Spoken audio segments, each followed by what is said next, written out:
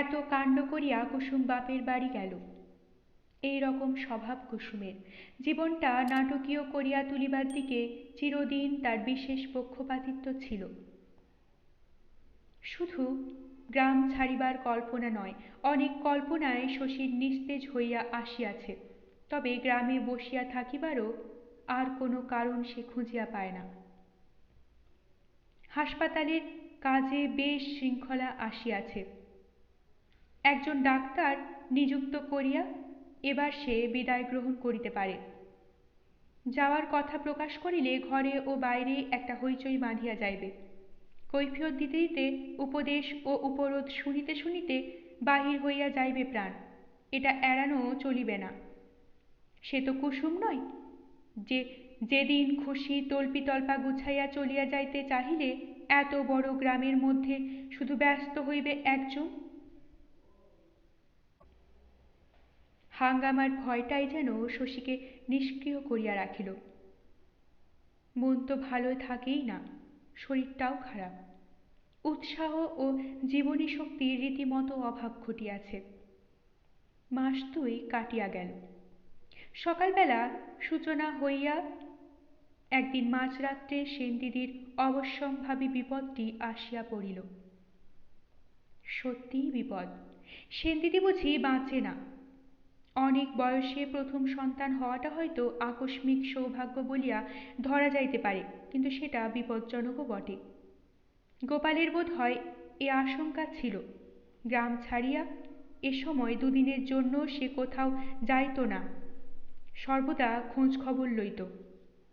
যামিনী কবিরাজের বৈঠকখানায় তার সর্বদা যাতায়াত। যামিনী বাঁচিয়া থাকিতে শেষের দিকে কখনো যাইত না। সেনদিদির দাদা কৃপানাথ কবিরাজ বড় পোষ মানিয়াছে গোপালের কাছে। লোকটা চিকিৎসা শাস্ত্র পড়িয়াছে ভালো, কিন্তু প্রয়োগ জানে না, পসারও নাই। চরক সুশ্রুতের শ্লোক বলিবার ফাঁকে ফাঁকে সে গোপালের স্তব পাঠ করে কিনা কে জানে। গোপাল তাকে বিশেষ কৃপা করিয়া থাকে। তা না হইলে যামিনী কবিরাজের বাড়ি ঘরে সপরিবারে বাস করিবার সৌভাগ্য তার বেশি দিন স্থায়ী হইতে পারিত না। গোপাল সেনদিদিকে বলিত, এবার তাড়াও ওদের। সেনদিদি ওদের বলিত, এবার তোমরা এসো। একটা গুরুতর মামলার শুনানি উপলক্ষে গোপাল আজ বাজিতপুরে গিয়াছিল। কোর্টে কাজ থাকিলে সেদিন গোপাল গ্রামে ফেরে না। আজ ফিরিল রাত্রি প্রায় 10টার সময়। সেনদিদির খবরটা আসিল গোপাল যখন খাইতে বসিয়াছে শশীর সঙ্গে। খবরটা দিল কৃপানাথ স্বয়ং। এই তো বিপদ দাদা, আপনাকে একবার যেতে হচ্ছে। গোপাল শুষ্ক মুখে কাতরভাবে বলিল, আমি গিয়ে কি করব হে? কৃপানাথ বলিল, একবার যেতে হচ্ছে, একটা বুদ্ধি পরামর্শ দিয়ে। বুদ্ধি পরামর্শ? বিপদে বুদ্ধি পরামর্শ দিতে যাওয়াটা দোষের নয়। গোপাল তাড়াতাড়ি খাওয়া শেষ করিয়া উঠিয়া গেল। ধীর স্থির থাকিবার চেষ্টা করে গোপাল কিন্তু চাঞ্চল্য চাপিতে পারে না। বাড়ির মেয়েরা মুখ চাওয়াচাওয়ি করে। মাথা হেঁট করিয়া শশী নীরবে খাইয়া যায়। ও বাড়িতে গিয়া কৃপানাথকে গোপাল কি পরামর্শ দেয় সেই জানে। খাইয়া উঠিয়া শশীর ঘরে গিয়া বসিতে না বসিতে সে আবার আসিয়া হাজির হয়। বলে, তোমাকে একবার যেতে হবে শশী। শশী বলে, আমাকে অনুগ্রহ করে তুমি বলবেন না। অ্যাঁ বলিয়া কৃপানাথ একটু থামে। শীর্ণ মুখখানা তাহার একটু লম্বাটে হইয়া যায়। ভাবিয়া বলে, আমি আপনার পিতৃবন্ধু। শশী বলে, আপনি যান মশাই, আমার ঘুম পেয়েছে। কৃপানাথ আবার একটু থামে। থতমত ভাবটা কাটিতে একটু সময় লাগে তার। তারপর সংস্কৃত শ্লোক পড়ার মতো গড় গড় করিয়া বিপদের কথা বলিয়া যায়। চোখ দুটো তার ছলছল করে। শশী না গেলে সেনদিদি বাঁচিবে না, গেলেও বাঁচিবে কিনা ভগবান জানেন। তবু যতক্ষণ শ্বাস ততক্ষণ আস কিনা, তাই দয়া করে আপনি একবার চলুন শশীবাবু। গাঁয়ে আর ডাক্তার নাই। কৃপানাথ নিজে যদিও চিকিৎসক, এসব হাঙ্গামার ব্যাপার সে বোঝে না। জ্বর জ্বালা হয়, পাঁচন বড়ি দিয়া চোখের পলকে সারাইয়া দিবে, এ তো তা নয়। শশী ভিন্ন সেনদিদির এখন আর গতি নাই। শুনিতে শুনিতে শশীর মনে পড়ে সেনদিদির সেই বসন্ত হওয়ার ইতিহাস।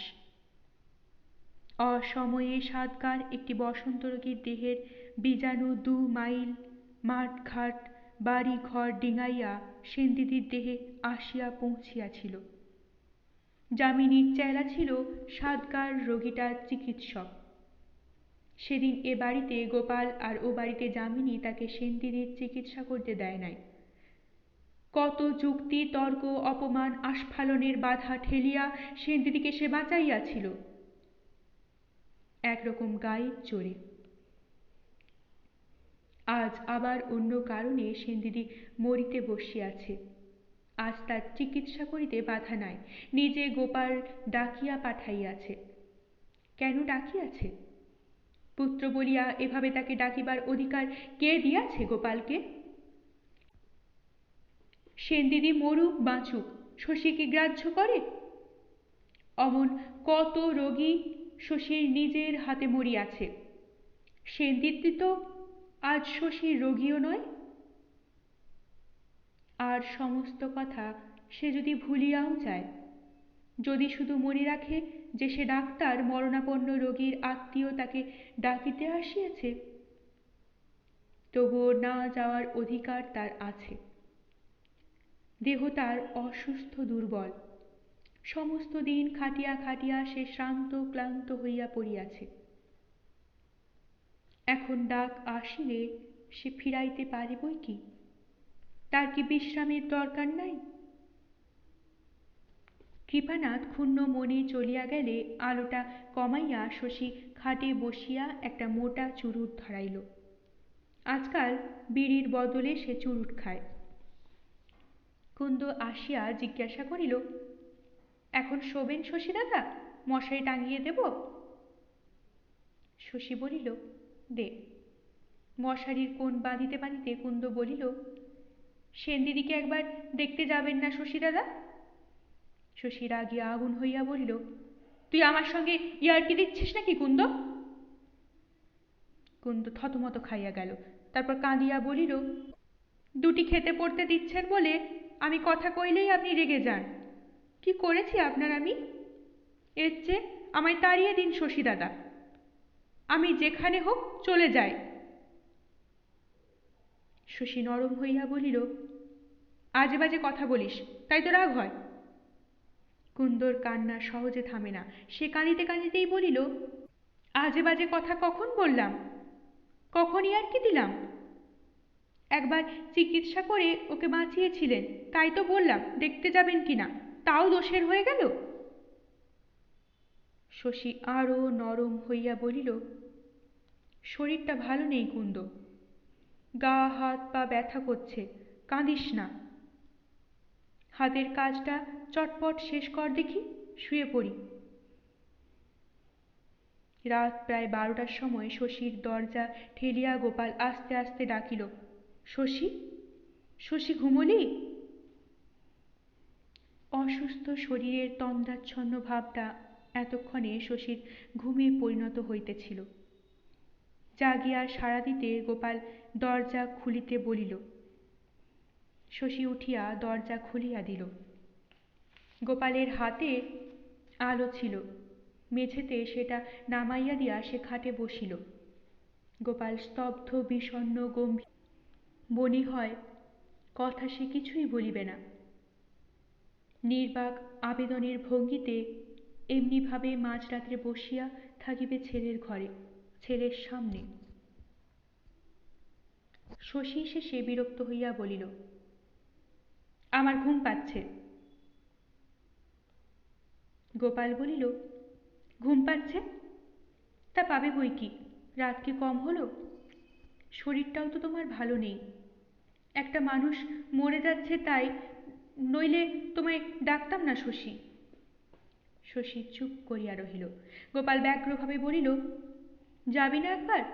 শুধু তো মরবে না শশী? কি যন্ত্রণাই যে পাচ্ছে। শশী বলিল, বাজিতপুর থেকে ওরা ডাক্তার আনলো না কেন? বিকেলে লোক পাঠালে এতক্ষণ এসে পৌঁছাতো। গোপাল বলিল, সে বুদ্ধি কারো হয়নি। তুই গায়ে থাকতে বাজিতপুরে ডাক্তার আনতে লোক পাঠাবেই বা কেন? তোর চেয়ে তারা তো বেশি জানে শোনে না। ডাকলে তুই যে যাবি না ওরা তো ভাবতেও পারেনি শশী। কৃপানাথ এখন আমার হাতে পায়ে ধরে কাঁদাকাটা করছে বাবা। তুই অপমান করে তাড়িয়ে দিলি, তাই তোর কাছে আসতে আর সাহস পাচ্ছে না। শশীর ভয়ানক কষ্ট হইতেছিল। সে মৃদুস্বরে বলিল, মান অপমান তো আমারও আছে বাবা। গোপাল বলিল, না না, তোকে অপমান করেনি শশী। না বুঝে যদি একটা কথা বলে থাকে। কথা গোপাল শেষ করে না। তারপর দুজনেই চুপ করিয়া থাকে। উসখুস করে গোপাল। করুণ চোখে সে তাকায় শশীর দিকে। মেরজাই এর ফিতাটা টান দিয়া খুলিয়া বুকটা উদলা করিয়া দেয়। খাইয়া উঠিয়া পান মুখে দিবার সময় পায় নাই। তবু হয়তো অভ্যাসে, হয়তো মানসিক চাঞ্চল্যে মুখের শূন্যতাটা পানের মতো বার কয়েক চিবাইয়া দেয়। বড় অদ্ভুত রকমের শ্রীহীন দেখায় গোপালকে। গোপাল যে নিজেই তাহাকে অনুরোধ করিতে আসিতে পারিবে শশী এটা ভাবিতে পারে নাই। এত বেশি সেনদিদির জীবনের মূল্য গোপালের কাছে? একদিন ওর চিকিৎসা করিতে কেন তবে সে বাধা দিয়াছিল? গভীর দুঃখ ও লজ্জায় শশীর মন ভরিয়া উঠিয়াছিল। গোপাল যে নিজেই তাহাকে অনুরোধ করিতে আসিতে পারিবে শশী এটা ভাবিতেও পারে নাই। এত বেশি সেনদিদির জীবনের মূল্য গোপালের কাছে? একদিন ওর চিকিৎসা করিতে কেন তবে সে তাকে বাধা দিয়াছিল? গভীর দুঃখ ও লজ্জায় শশীর মন ভরিয়া গিয়াছিল। তবু সে মনে মনে আশ্চর্য হইয়া গেল। বসন্ত যখন রূপ মুছিয়া লইয়া গেল সেনদিদির, তখন মমতা আসিল গোপালের? এমন গভীর অবুঝ স্নেহ? তারপর শশী বলিল, যান, শোবেন যান আপনি। আমি যাচ্ছি ও বাড়ি, জামাটা গায়ে দিয়ে। গোপাল নিরুত্তরে উঠিয়া গেল। মুখ দিয়া আর তাহার কথা বাহির করার মতো ক্ষমতা ছিল না। শশী তাহাকে অনেক কষ্ট দিয়াছে। আজ যে কষ্ট দিল তার তুলনা হয় না। কৃপানাথ যখন ডাকিতে আসিয়াছিল, তখন যদি শশী সেনদিদিকে দেখিতে যাইত, এ লজ্জাটা তবে গোপালের থাকিতে পারিত নেপথ্যে।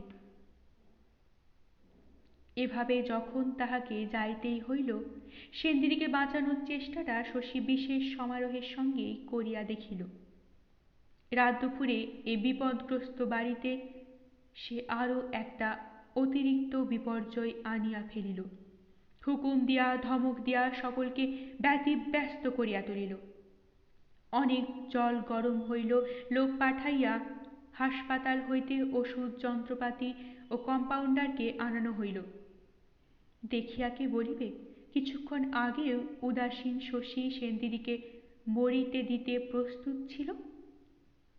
আবার তেমনি জিদ শশীর বাহিরের বাধার সঙ্গে। আজ কি শশীকে লড়িতে হইল অন্তরের বাধার সঙ্গে? মুমূর্ষু সেনদিদিকে দেখিয়াও কি শশীর মনে বিতৃষ্ণা মিলাইয়া গেল না? সব তো তারই হাতে। এ দুজনের মরণ বাঁচন। কি না করিতে পারে শশী? শুধু সেনদিদির নয়, সেনদিদির এই নবাগত চিহ্নের চিহ্নকেও তো সে চিরদিনের জন্য পৃথিবী হইতে মুছিয়া দিতে পারে। কারো প্রশ্ন করাও চলিবে না, কেন এমন হইল? শশী কি শুধু মানুষ বাঁচাইতে শিখিয়াছে, মারিতে শেখে নাই? অতি সহজে অন্যমনস্ক অবস্থায় ভুল করার মতো করিয়াও সে তা পারে।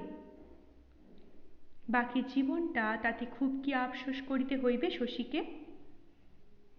শেষ রাত্রে একটি ছেলে হইল সেনদিদির। ভোরবেলা সেনদিদি মরিয়া গেল। অত কম জীবনী শক্তি ছিল সেনদিদির? এত দুর্বল হইয়া গিয়াছিল তার হৃৎপিণ্ড যে প্রথমে তাকে পরীক্ষা করিয়া শশীর বিশ্বাস হইতে চাহে নাই। সেনদিদিকে দেখিয়া কখনো মনে হয় নাই তার দেহ যন্ত্রের আসল ইঞ্জিনটায় এমন হইয়া গিয়াছে। তবু শশীও ভাবতে পারে নাই এ যাত্রা সে রক্ষা পাইবে না। ডাক্তার মানুষ সেও যেন ভরসা করিয়া বুঝিতে পারিল না অজ্ঞান অবস্থা পার হইয়া সেনদিদির যখন শান্ত হইয়া ঘুমাইতে আরম্ভ করা উচিত ছিল, হঠাৎ হাত পা কেন ঠান্ডা হইয়া আসিল। শশী জানে এরকম হয়।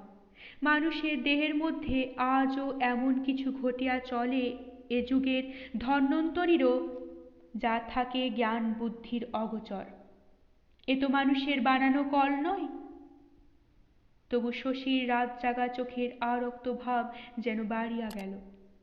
অবসাদ যেন হইয়া উঠিল অসহ্য। আর কিছু করিবার ছিল না। বাড়ি গিয়া স্নান করিয়া শশী কড়া এক কাপ চা খাইল। তারপর শুইয়া পড়িল। আসিবার সময়ও বাড়ির বাহিরে গোপালকে সে দেখিয়া আসিয়াছে। চেনা ও জানা মানুষগুলির মধ্যে দু চারজনকে শশী যেমন মরিতে দেখিয়াছে, তেমনি তাদের ঘরে দু চারজনকে জন্ম লইতেও দেখিয়াছে। দু চারজন মরিবে, দু চারজন জন্ম লইবে, এই তো পৃথিবীর নিয়ম। তবু এসব মরণ মরণে অভ্যস্ত শশী ডাক্তারকে বড় বিচলিত করে। যারা মরে তারা চেনা, স্নেহ ও বিদ্বেষের দীর্ঘকালব্যাপী সম্পর্ক তাদের সঙ্গে। যারা জন্মায় তারা তো অপরিচিত। এই কথা ভাবে শশী। সেনদিদি কি বাঁচিত? সে যদি অন্যভাবে চেষ্টা করিত, যদি অন্য ওষুধ দিত। শেষের দিকে সে যে ব্যস্তভাবে গোটা 2 ইঞ্জেকশন দিয়াছিল রোগিণীর পক্ষে, তা কি অতিরিক্ত জোরালো হইয়াছিল? হইয়া থাকিলে তার দোষ কি? অনেক বিবেচনা করিয়া তবে সে ইঞ্জেকশন দুটো দিয়াছিল। তাছাড়া আর কিছুই তখন করিবার ছিল না। নিজের জ্ঞান বুদ্ধিতে যা ভালো বুঝিয়াছে তাই সে করিয়াছে। তার বেশি আর সে কি করিতে পারে? আজ পর্যন্ত সে যে অনেকগুলি প্রাণ রক্ষা করিয়াছে, সেটাও তো ধরিতে হইবে। গোপাল একেবারে মুহ্যমান হইয়া গেল। এমন পরিবর্তন আসিল গোপালের যে সকলের সেটা নজরে পড়িতেছে বুঝিয়া শশীর লজ্জা করিতে লাগিল। গোপাল চিরকাল ভোজন বিলাসী, এখন তার আহারে রুচি নাই। অমন কড়া মেজাজ কিন্তু মুখ দিয়া আর কড়া কথা বাহির হয় না। গম্ভীর বিষণ্ণ মুখে বাহিরের ঘরে ফরাসের বসিয়া তামাক টানে আর আবশ্যক অনাবশ্যক নথিপত্র ঘাঁটে, যেগুলি গোপালের কাছে এতকাল নাটক নোবেলের মতো প্রিয় ছিল। মন হয়তো বসে না গোপালের, তবু এই অত্যন্ত কাজের মধ্যে ডুবিয়া থাকিয়া সে সময় কাটানোর চেষ্টা করে। শশী আশ্চর্য হইয়া যায়। এসব তার কাছে অত্যন্ত খাপছাড়া লাগে। অপ্রত্যাশিত যত কিছু ঘটিয়াছে শশীর জীবনে, তার মধ্যে গোপালের চরিত্রের এই বেমানান দিকটা সবচেয়ে বিস্ময়কর মনে হয়। শশীর সঙ্গে কথাবার্তা গোপালের খুব কমই হয়। দুজনের দুটি জগৎ যেন এতদিনে একেবারে পৃথক হইয়া গিয়াছে। একদিন আচমকা গোপাল জিজ্ঞাসা করিল, তোমার সেনদিদি কিসে মরিল শশী? হার্ট খারাপ ছিল। গোড়ায় বুঝি ধরতে পারোনি? গোড়াতেই ধরেছিলাম। তবে মরল কেন? এ প্রশ্নে শশী হঠাৎ রাগিয়া গেল। বলিল, গোড়ায় রোগ ধরতে পারলেও মানুষ মরে। গোপাল বলিল, ইঞ্জেকশন দুটো আগে দাওনি বলে হয়তো। এটুকু বলিয়া উৎসুকভাবে গোপাল খানিকক্ষণ শশীর মন্তব্যের প্রতীক্ষা করিয়া রহিল। কি সত্য সে নির্ণয় করিতে চায় কে জানে। শশী একেবারে স্তম্ভিত হইয়া যায়। খুঁটিয়া খুঁটিয়া তার চিকিৎসার আগাগোড়া হয়তো গোপাল জানিয়া লইয়াছে। কি ভাবিয়াছে গোপাল? চিকিৎসক পুত্রের সম্বন্ধে কি অকথ্য ভাবনা তার মনে আসিয়াছে? মুখখানা লাল হইয়া যায় শশী, কিছু বলিতে ভরসা পায় না। কৃপানাথ বলছিল সময় মতো দু-একদানা মৃগনাভি দিলে। শশী এবার নীরবে উঠিয়া চলিয়া গেল। রাগও হয় মমতাও হয় শশীর। বিষয়ী সংসারী প্রৌঢ় বয়সী মানুষ, তারই কি ছেলে মানুষই। কুন্দ জিজ্ঞাসা করে, মামার কি হয়েছে শশী দাদা? একটু স্নেহ ব্যাকুল সুরেই জিজ্ঞাসা করে। কুন্দর ছেলেটির বড় কঠিন অসুখ হইয়াছিল। অনেক চেষ্টায় শশী তাকে ভালো করিয়া তুলিয়াছে। পাকা দালানে একখানা ঘরও দেওয়া হইয়াছে কুন্দকে, আর দেওয়া হইয়াছে সংসার পরিচালনার কিছু কিছু দায়িত্ব। মুখরা কুন্দ একেবারেই বদলাইয়া গিয়াছে। কত সামান্য কামনা থাকে এক একটি স্ত্রীলোকের, যার অভাবে স্বভাবটি হইয়া ওঠে হিংস্র খিটখিটে। শশীরও আজকাল মনে হয়, না, কুন্দর প্রকৃতি তেমন মন্দ নয়, মোটামুটি ভালোই মেয়েটা। নিজের কাজের চাপে আজকাল আর বেশি নজর দিবার সময় পায় না। কুন্দ যে সিন্ধুকে বেশ যত্ন করে, তাতে শশী আরও খুশি হয়। কুন্দর প্রশ্নের জবাবে সে বলে, আমি জানি না কুন্দ। কুন্দ বলে, আপনি বিয়ে টিয়ে করলেন না, কাল আমার কাছে বড় দুঃখ করছিলেন। শশী বলে, বাবা দুঃখ করছিলেন না তুই বাবার কাছে দুঃখ করছিলি? কুন্দ একটু হাসিয়া বলে, আমরা দুজনেই করছিলাম। শশী অবাক হইয়া তাকায় কুন্দর দিকে। এমন খাপসই আলাপ কুন্দ শিখিল কোথায়? হঠাৎ শশীর মনে হয় কুন্দ যেন বড় সুখী, ওর জীবনটা যেন আনন্দে পরিপূর্ণ। একটু ভাবপ্রবণ কুন্দ, একটু ঈর্ষাপ্রবণও বটে। শাড়ি গয়নার লোভটাও বেশ একটু প্রবল। স্বামী তার গোপালের মুহুরীদের সঙ্গে মিশ খাইয়া গিয়াছে। তবু কুন্দ এত সুখী যে শখ করিয়া দুটো একটা কৃত্রিম দুঃখ বানাইয়া সে উপভোগ করে। তার অভাব অভিযোগগুলিও তাই। কুন্দর অস্তিত্ব এতকাল শশীর কাছে ছিল জড় বস্তুর মতো নিরর্থক। আজ ওর অর্থহীন জীবনে এমন সুখের সমাবেশ দেখিয়া সে যেন খানিকটা ভড়কাইয়া গেল। কি যেন করিয়া দিয়া গিয়াছে শশীকে কুসুম। সামনে আসিলেই মানুষের চোখে মুখে ব্যাকুল চোখে কি যেন শশী খোঁজে। মুখে হাস্যোচ্ছটা দেখিলে, চোখে আনন্দের ছাপ দেখিলে শশীর মন জুড়াইয়া যায়। সজল চোখে ক্লিষ্ট কাতর মুখে যে দাঁড়ায় শশীর সামনে, তাকে শশীর মারিতে ইচ্ছা হয়। হঠাৎ কুন্দকে বড় ভালো লাগে শশীর। সস্নেহে বলে, তোর কি চাই বলতো কুন্দ? খুব ভালো একখানা শাড়ি নিবি, বেনারসি? কুন্দ অবাক, বলে, হঠাৎ কাপড় কেন দাদা? শশী গম্ভীর মুখে বলে, দেব, তোকে একখানা কাপড় দেব। এমনি দেব কুন্দ, মিছিমিছি। মিছিমিছি কুন্দকে শশী কাপড় কিনিয়া দেয়। এদিকে আবির্ভাব ঘটে গোপালের গুরুদেবের। ভোলা ব্রহ্মচারী নামে তার খ্যাতি।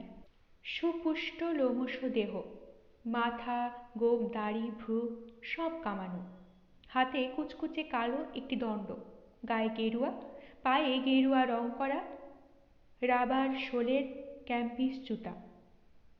বছর পাঁচেক আগে গোপাল এরকম ভুলিয়াই ছিল। হঠাৎ এমন ব্যাকুলভাবে স্মরণ করিয়াছে যে ভগবানকে কইলে হয়তো তিনিও দেখা দিতেন। সসম্মানে ষষ্ঠাঙ্গে প্রণাম করিল গোপাল, স্বহস্তে পা ধোয়াইয়া দিল। অন্দরের একখানা ঘর আগেই ধুইয়া মুছিয়া পরিষ্কার করিয়া রাখা হইয়াছিল, সেখানে ভোলা ব্রহ্মচারীকে থাকিতে দেওয়া হইল। ব্রহ্মচারীকে শশী ভক্তি করিত। এ সময় হঠাৎ তাহার আগমনে বিশেষ খুশি না হইলেও শ্রদ্ধার সঙ্গে একটি প্রণাম করিল। ব্রহ্মচারী দিন 7 রহিয়া গেলেন। এই 7 দিন এক মুহূর্তের জন্য গোপাল তাহার সঙ্গ ছাড়িল না। কত প্রশ্ন গোপালের, কত ব্যাকুল নিবেদন। গোপালের অবহেলায় বাজিতপুরের কোর্টে একটা মামলা ফাঁসিয়া গেল, তা যাক, মনে বৈরাগ্য আসিয়াছে। ওসব মামলা মোকদ্দমা বিষয় কর্ম তার কাছে এখন তুচ্ছ। শুধু সেনদিদির জন্য তো নয়।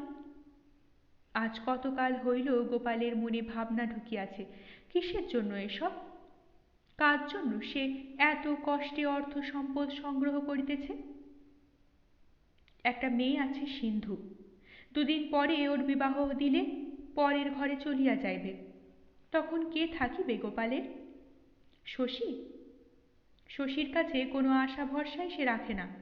বাপকে যে ছেলে ঘৃণা করে, তার কাছে কি প্রত্যাশা থাকে বাপের?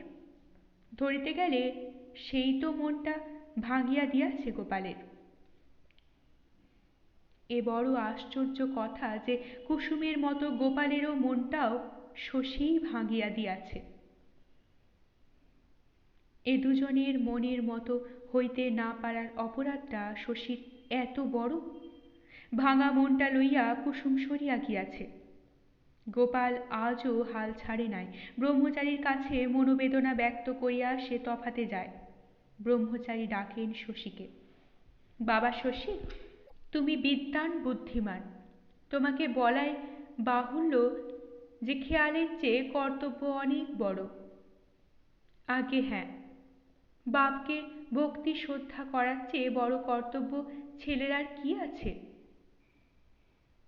ঠিক এমনি ভাবেই বলেন ব্রহ্মচারী, এমনই ভূমিকাবিহীন কঠোর ভাষায়। কথাটা তাই বড় জোরালো হয়।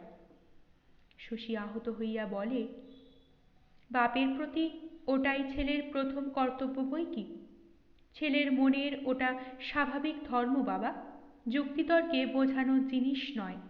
বাপের স্বভাব মন্দ হলে ছেলের হয়তো বড় হয়ে তাকে সমালোচনা করে, কিন্তু যেমন বাপই হোক, ছেলের মনের অন্ধভক্তিটা কিছুতেই যাবার নয়।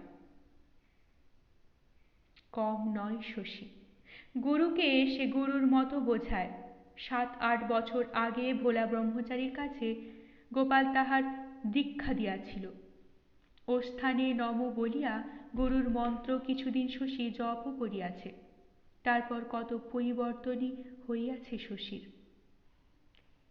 সংক্ষেপে পরিচ্ছন্নভাবে তারপর অনেক জ্ঞান গর্ভ কথায় ব্রহ্মচারী বলেন। শ্রদ্ধার সঙ্গে শুনিয়া শশীও জ্ঞান গর্ভ জবাব দেয়। মনে মনে সে টের পায় যে গুরুর চেয়ে জ্ঞানটা তার অনেক বেশি বাড়িয়া গিয়াছে, কিন্তু এটা সে প্রকাশ পাইতে দেয় না। শশীকে ব্রহ্মচারীর বড় ভালো লাগে। ছেলের সম্বন্ধে যেসব অভিযোগ গোপাল করিয়াছিল সেসব ভুলিয়া গিয়া অনেক কালে সঞ্চিত বাঁধা ধরা উপদেশগুলি নেপথ্যে রাখিয়া নানা বিষয়ে শশীর সঙ্গে আলাপ করেন। ক্রমে ক্রমে মনে হয় অনেকগুলি বছর আগে তাদের মধ্যে যে গুরু শিষ্যের সম্পর্কটি স্থাপিত হইয়াছিল, আজ তাহা বাতিল হইয়া গিয়াছে। ধর্মের কথা নয়, ইহকাল পরকাল পাপ পুণ্য সম্বন্ধে প্রশ্নোত্তর নয়, এবার তাদের মুখোমুখি বসিয়া শুধু গল্প করা, অসমবয়সী দুটি বন্ধুর মতো। দুটি দিন এখানে বাস করিতে না করিতে শশীর কাছে একটা মুখোশ যেন ভোলা ব্রহ্মচারীর খসিয়া গেল। ভেতরের আসল মানুষটির সঙ্গে শিষ্যের তিনি পরিচয় ঘটিতে দিলেন। আপন ভোলা সদাশিব মানুষ, অনেকটা যাদবের মতো। ঘটনাচক্রে তিনি ব্রহ্মচারী, সাধ করিয়া নয়। তারপর অভ্যাস হইয়া গিয়াছে। ক্রমে ক্রমে জীবনের দু একটি ঘটনা ও সম্ভাবনার কাহিনী শশীকে তিনি শোনান। প্রথম যৌবনে প্রথম সন্ন্যাসী জীবনের কথা। ঘরে যা মেলে নাই তারই অন্বেষণে দেশে দেশে যাযাবর বৃত্তি। অনিশ্চিতের সন্ধানে বাহির হওয়ার এমনই সব কাহিনী চিরদিন শশীকে ব্যাকুল করে। তারও অনেক দিনের বাহির হওয়ার স্বাদ। গোপালের অনুরোধে শশীর মনটি ঘরের দিকে টানিবার চেষ্টা করিতে গিয়া তার ঘর ছাড়ার প্রবৃত্তিকে ব্রহ্মচারী উস্কাইয়া দিয়া গেলেন। দিন সাথে গুরুসঙ্গ করিয়া গোপাল যেন একটু গা ঝাড়া দিয়া উঠিল। নিজের সঙ্গে কিছু সে একটা রফা করিয়া ফেলিয়া থাকিবে, কারণ দেখা গেল কর্তব্য সম্পাদন ও শশীর প্রতি ব্যবহার তার সহজ ও স্বাভাবিক হইয়া আসিয়াছে। বলে, হাসপাতালে রোগীপত্র কেমন হচ্ছে শশী? শশী বলে, বাড়ছে দুটি একটি করে। গোপাল আফসোস করিয়া বলে, বেগার খেটেই তুমি মরলে, মাইনে হিসাবে কিছু কিছু নাও না কেন? পরিশ্রমের দাম তো আছে তোমার, একটা লোক রাখলে তাকে তো দিতে হতো। শশী বলে, হাসপাতালের টাকা কোথায় যে নেব বাবা? সামান্য টাকার হাসপাতাল, আমিও যদি নিজের পাওনা গন্ডা বুঝে নিতে থাকি, হাসপাতাল চলবে কিসে? তা না নিক শশী মাহিনা বাবদে কিছু, এখন সেটা আর আসল কথা নয় গোপালের কাছে। ছেলের সঙ্গে একটু সে আলাপ করিল মাত্র। এমনই নারী সুলভ এক ধরনের ছলনাময় ব্যবহার গোপালের আছে, শশীকে মাঝে মাঝে যা আশ্চর্য ও অভিভূত করিয়া দেয়। ভোলা ব্রহ্মচারীকে শশী কথার কথা বলে নাই। গোপালের প্রতি একটা অন্ধ ভয় মেশানো ভক্তি আজও তার মধ্যে অক্ষয় হইয়া আছে, হয়তো চিরদিনই থাকিবে। গোড়ার দিকে অনেকগুলি বছর ধরিয়া তার মনের সমস্ত গাঁথনি যে গাঁথিয়াছিল গোপাল, সেগুলি ভাঙতে পারিবে কে? কায়েতপাড়ার পথ দিয়া চলিবার সময় এক একদিন শশী যামিনী কবিরাজের বাড়িতে শিশুর ক্রন্দন শুনিতে পায়। কচি গলার কান্না, খুবই যেন কচি মনে হয় গলাটা শশীর। বিপিনের কি এত ছোট শিশু আছে? অনেক দূর চলিয়া গিয়াও অনেকক্ষণ অবধি কান্নার সুরটি শশীর কানে বাজিতে থাকে। নিজের এই ভাবপ্রবণতা ভালো লাগে না। যে শিশু জন্মিয়াছে সে মাঝে মাঝে কাঁদবে বই কি, তাতে এতখানি বিচলিত হওয়ার কি আছে? নিজের বাড়িতেও এমন কান্না সে কত শোনে। সেনদিদি মারা যাওয়ার মাস তিনেক পরে একদিন অনেক বেলায় শশী বাড়ি ফিরিয়াছে। এমনই কান্নায় রত একটি শিশুকে বুকে করিয়া কুন্দ শশীর কাছে আসিয়া দাঁড়াইল। বলিল, সেনদিদির ছেলে শশী দাদা। রোদের তেজে অস্নাত অভুক্ত শশীর মুখখানা শুকনো দেখাইতেছিল। আরও একটু পাংশু হইয়া সে বলিল, কার ছেলে বললি কুন্দ? সেনদিদির? কুন্দ বলিল, হ্যাঁ। পেট থেকে পড়েই তো মাকে খেয়েছে রাক্ষস। কৃপানাথ কবিরাজের শালীর কচি ছেলে আছে, তার মাই খেত। সে আর চলে গেল কি না, মামা তাই আমাকে এনে দিলেন।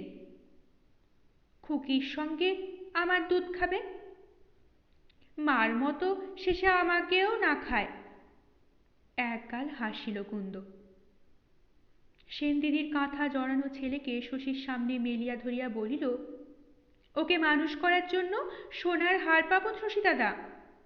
মামার মন আজকাল বড় দরাজ হয়েছে। ওকে আনলে কে? মামাই আনলো, এমনই কাঁথা জড়িয়ে বুকের কাছটিতে ধরে। বাড়ির ছেলে মেয়েদের কাছে ঘেঁষতে দেন না, পরের ছেলে কোলে নেবার মামার রকম দেখে হেসে বাঁচি না। আমায় কি বললেন জানেন? ছেলেটা নিলাম রে কুন্দ আমি, মানুষ করতে পারবি? তোকে 10 ভরির হার গড়িয়ে দেব। আমি বললাম, দিন না মামা, আমার ছেলে মেয়ের সঙ্গে মানুষ হবে, এতে আর হাঙ্গাম কি? শশী ঝাঁঝিয়া বলিল, কেন তুই এই ভার নিতে গেলি? এত গয়নার লোভ তোর? কুন্দ অবাক হইয়া বলিল, গয়নার লোভে বুঝি? অতটুকু মা মরা শিশু, কেউ না দুধ দিলেও বাঁচবে কেন? ওর মামি টামি কারো কচি ছেলে নেই। সে কথা যদি বাদ দেন, মামা বললে আমি তো পারবো না বলতে পারি না। সন্দিগ্ধভাবে তাকায় কুন্দ, খানিক বোঝে খানিক বোঝে না। অনেকক্ষণ পরে শশী হঠাৎ জামা কাপড় ছাড়িতে আরম্ভ করিল। কুন্দ জিজ্ঞাসা করিল, এত রাগলেন কেন শশী দাদা? না, রাগিনি। সেনদিদি ছেলে কান্না থামাইয়াছিল। কুন্দ তাকে একটা চুমু খাইল সস্নেহে গৌরবের সঙ্গে। কি জানে কি দুষ্টামি আছে কুন্দর মনে। তারপর ছেলেকে আর একবার শশীর দিকে বাড়াইয়া দিয়া বলিল, কি সুন্দর হয়েছে ছেলেটা, দেখুন শশী দাদা। সেনদিদির মতো দেখতে হবে, মুখখানা দেখলে মায়া হয় না? শশী শান্তভাবে বলিল, তুই যা তো কুন্দ, ঘেমে চেমে হয়রান হয়ে এলাম, একটু বিশ্রাম করতে দে। কার ওপরে রাগ করবে শশী? কাকে কি বলবে? সেনদিদির ছেলে যে সুন্দর হইয়াছে তাতে সন্দেহ নাই, আশ্চর্য রকম সুন্দর হইয়াছে। সেনদিদির যে জমজমাট রূপ বসন্ত হরণ করিয়াছিল, ছেলের মধ্যে যেন তার ক্ষতিপূরণ হইয়াছে সুদ সমেত। এতটুকু ছেলে, কাঁচা সোনার মতো কি তার রং! ওর মুখ দেখিয়া গোপালের যদি মায়া হইয়া থাকে, মায়া করিয়া গোপাল যদি এই অনাথ শিশুকে বুকে তুলিয়া ঘরে আনিয়া থাকে, তাতে কার কি বলিবার আছে? এ তো মহত্ব, প্রশংসনীয় কাজ। ক্ষোভে দুঃখে এজন্য এমন কাতর হওয়া তো শশীর উচিত নয়। সেনদিদির ফুলের মতো শিশুকে দেখিয়া একটু কি মায়া হল না শশীর? মায়া করার স্বাভাবিক প্রবৃত্তি কি তার এমনভাবে নষ্ট করিয়া দিয়া গিয়াছে কুসুম? গম্ভীর বিষণ্ণ মুখে শশী স্নান করিতে গেল। সেনদিদির ছেলেকে কোলে করিয়া কুন্দ অদূরে আসিয়া বসায় ভালো করিয়া খাওয়া পর্যন্ত হইল না শশীর। অল্পে অল্পে শরীরটা তাহার কিছু ভালো হইয়াছে। কি ক্ষুধাই আজ পাইয়াছিল। ভালো লাগলে অবশ্যই লাইক করবেন, শেয়ার করবেন। পরবর্তী পর্বে চোখ রাখতে চ্যানেলটিকে অবশ্যই সাবস্ক্রাইব করবেন ও প্রতিটি পর্ব মিস না করার জন্য বেল আইকনটি প্রেস করবেন। আপনাদের অভিমত কমেন্ট বক্সে অবশ্যই জানাবেন। অনেক ধন্যবাদ। নমস্কার।